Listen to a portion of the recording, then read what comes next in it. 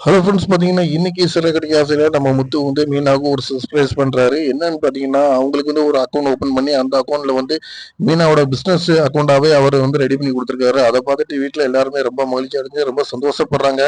அது மட்டும் இல்ல, நடந்த விஷயத்தை வந்து நம்ம மீனா வந்து கிச்சனில் கூட்டு போய் முத்துட்ட சொல்றாங்க.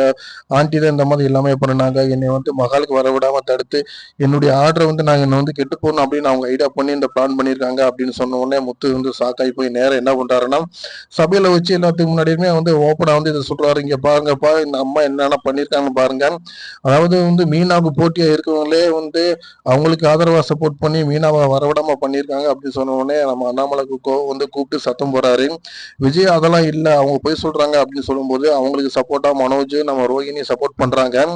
அப்போ சுருதி வந்து ஓப்பனா என்ன சொல்றாங்கன்னா, மீனாவை உங்களுக்கு பிடிக்காதல்ல, அப்புறம் எப்படி மீனாவை கூப்பிட்டு நீங்க வந்து எல்லா வேலையும் பண்ண சொன்னீங்க, சுடுதண்ணி காய வச்சு உத்தரம் கொடுக்க சொல்றதுக்கெல்லாம் ஏன் நாங்கள் இல்லையா, அதை விட்டு போட்டு எப்படி மீனாவை நீங்க கூப்பிட்டு சொன்னீங்க, இதுல இருந்தே தெரியல நீங்க பேசுறது பொய் அப்படின்னு சொன்ன உடனே ரொம்ப ஷாக் ஆகி போய் விஜயனால பேச முடியல.